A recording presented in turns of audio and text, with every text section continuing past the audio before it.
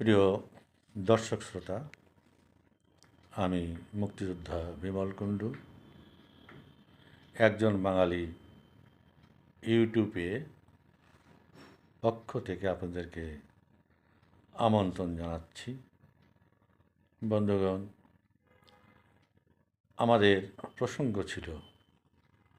প্রসঙ্গ বাংলাদেশ, বাঙালি হিন্দুদের অস্তিত্ব সংকট, সেই সঙ্গে ধর্মনিরপেক্ষ মানুষ, স্বাধীনতার চেতনায় বিশ্বাসী মানুষ, মুক্ত মানা মানুষ, এসব মানুষদের প্রত্যেকের অস্তিত্ব সংকট আজকে দেখা দিয়েছে বাংলাদেশে। আমরা এদের সবাইকে নিয়েই কথা বলছি। এর আগে 3টি পর্ব আমি ভিডিও ছেড়েছি। যারা দেখেছেন তারা নিশ্চয়ই আপনাদের ভালো লাগার কথা বা খারাপ লাগার কথা মন্তব্যে উল্লেখ করবেন। আজকে আমি 4র্থ পর্বটা আরম্ভ করতে যাচ্ছি। তার আগে বন্ধুদের কাছে রিকোয়েস্ট, এই বিষয়টা অত্যন্ত গুরুত্বপূর্ণ। এটা নিয়ে কিন্তু খুব একটা বেশি আলোচনা হয়নি যে মানুষের, একটা জাতির, একটা বৃহত্তর জাতির তার স্বদেশে কীভাবে অস্তিত্ব সংকটে পড়তে হয়। এই আলোচনাটা অত্যন্ত গুরুত্বপূর্ণ। তাই আমি আমার দর্শক শ্রোতাদেরকে অনুরোধ করছি, আপনারা শুনবেন, দেখবেন, মন্তব্য করবেন, একটা লাইক করবেন, আর চ্যানেলটাকে সাবস্ক্রাইব করে আমাকে উদ্বুদ্ধ করবেন যাতে আমি পরবর্তী ভিডিও বানানোর জন্যে উৎসাহ বোধ করি।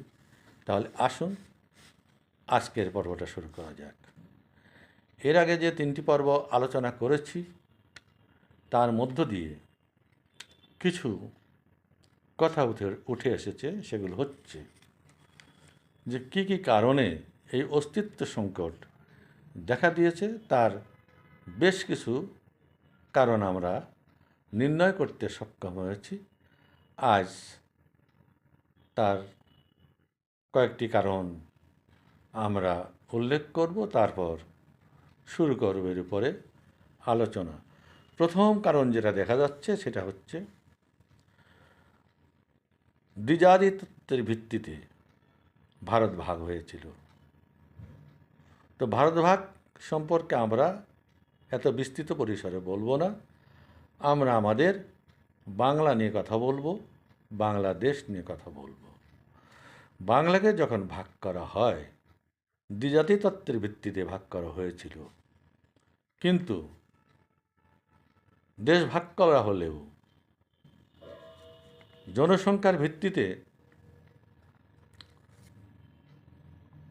পূর্ব পাকিস্তান বা পূর্ব বাংলা মুসলিম গরিষ্ঠ হয়, সেটা পড়েছিল পাকিস্তানের ভাগে, আর পশ্চিম বাংলা হিন্দু সংখ্যাগরিষ্ঠ হওয়ার কারণে সেটা পড়েছিল ভারতের ভাগে। কিন্তু বাংলাকে ভাগ করলেও জনগণকে দ্বিজাতি তত্ত্বের যে মূল মন্ত্র ছিল যে হিন্দু আর মুসলমান এক জায়গায় বাস করতে পারবে না, সেই মন্ত্র অনুসরণ করে লোক বিনিময় করা হয়নি। এই লোক বিনিময় করাটাই ছিল হিন্দু এবং মুসলমানের শান্তিতে বাস করার একটা প্রধান পয়েন্ট। সেটা না করার কারণে মুসলমানদের যেমন অসুবিধা হয়েছে, হিন্দুদেরও তেমনি অসুবিধা হয়েছে।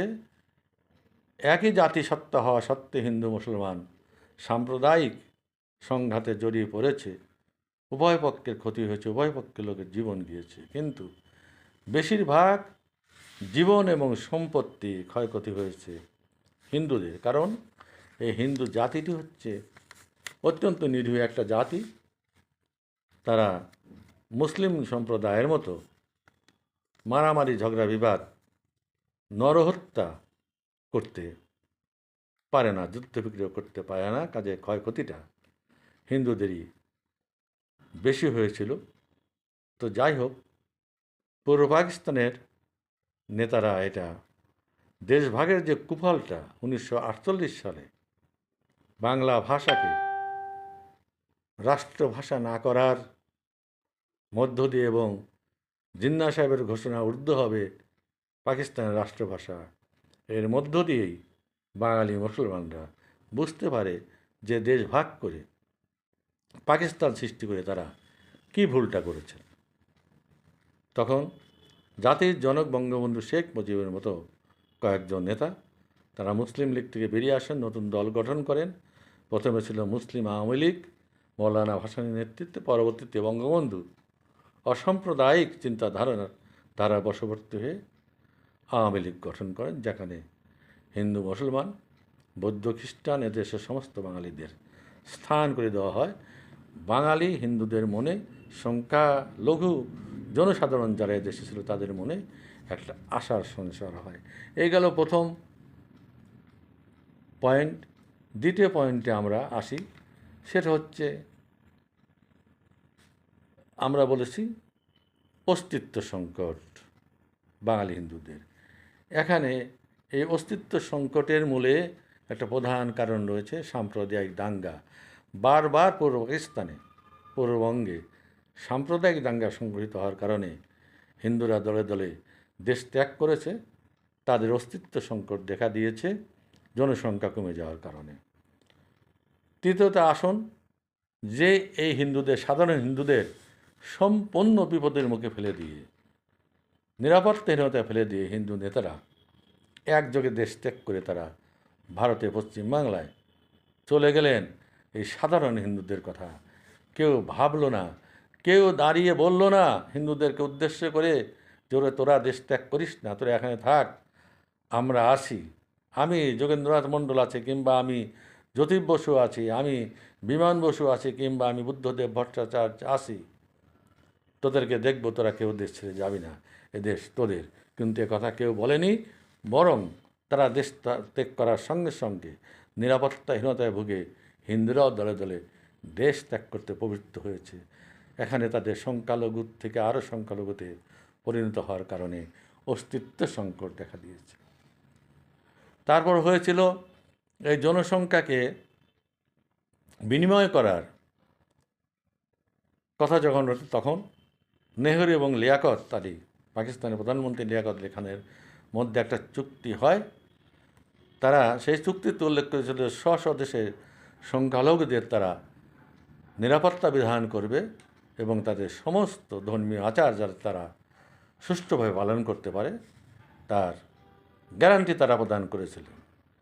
ইন্ডিয়া সেটা মান্য করলেও পাকিস্তান সেটা মান্য করেনি। ধীরে ধীরে পাকিস্তানের মন্দিরগুলো, হিন্দুদের উপাসনালয়গুলো ধ্বংস করে দেওয়া হয়েছিল এবং এমন সমস্ত ধ্বংসাত্মক কার্যকলাপ করেছিল যাতে হিন্দুরা দেশ ছাড়তে বাধ্য হয়। পাকিস্তান তো সেই কবেই হিন্দু জনশূন্য হয়ে গিয়েছিল। বহু হিন্দু, বহু শিখকে, বহু পাঞ্জাবিকে হত্যা করা হয়েছিল 47 সালের দেশ ভাগের সঙ্গে সঙ্গে। তখনই তারা আবার লোক বিনিময়ও পশ্চিম দিকে হয়েছিল, যেটা পূর্ব দিকে হয়নি। তো এই লিয়াকত নেহরু চুক্তি বাস্তবায়ন পরিপূর্ণভাবে না হওয়ার কারণ সংখ্যালঘুদের অস্তিত্ব সংকট, এটাও আমরা চিহ্নিত করেছি। তারপরে হচ্ছে পাকিস্তান নামক রাষ্ট্রটি স্বাধীন হওয়ার সঙ্গে সঙ্গে 2 বছরের মধ্যে সেখানে সামরিক শাসন জারি হতে থাকে জিন্নার মৃত্যুর পর থেকেই। একের পর এক সামরিক সরকার, আইয়ুব খান, ইয়াহিয়া খান, জিয়াউল হক, পারভেজ মোশাররফ আসতেই থাকে। এখনও বর্তমান সময়েও বেনামে পাকিস্তানে সামরিক শাসন চলছে। সেখানে কোনো সিভিল সরকারই তাদের মেয়াদ উত্তীর্ণ করতে পারেনি, অর্থাৎ পাকিস্তান নামক রাষ্ট্রটা ব্যর্থ রাষ্ট্রে পরিণত হয়েছে। সেখানে গণতন্ত্র প্রতিষ্ঠিত হওয়ার না কারণে সংখ্যালঘুরা নিরাপত্তাহীনতায় এবং তাদের অস্তিত্ব সংকট দেখা দিয়েছে। দেশে গণতন্ত্র থাকলে, সুস্থ সমাজ ব্যবস্থা থাকলে সেখানে মানুষের অধিকার সংরক্ষিত হয়, কিন্তু পাকিস্তান নামক রাষ্ট্রে সেটা হয়নি। তারপর বাংলাদেশ তো স্বাধীন হলো, আমরা আশা করেছিলাম যে বাংলাদেশে এটা হবে, হিন্দুরা তাদের অধিকার ফিরে পাবে, সংখ্যালঘুরা তাদের অধিকার ফিরে পাবে। সেই শর্তে কিন্তু বাংলাদেশটা স্বাধীন হয়েছিল। মানুষ ভেবেছিল যে এটা গণতন্ত্র প্রতিষ্ঠিত হবে এবং সমস্ত জাতি ধর্ম নির্বিশেষে সমস্ত মানুষের অধিকারই এই বাংলাদেশে সংরক্ষিত হবে। কিন্তু বঙ্গবন্ধুকে হত্যা করার সঙ্গে সঙ্গে আবার সেই সমস্ত বাঙালির কপালে তো দুর্ভোগ নেমেই আসে। সবচেয়ে বেশি দুর্ভোগ নেমে আসলো আবার হিন্দুদের ভাগ্যে। হিন্দুরা আবার দেশ ত্যাগ করতে থাকলো।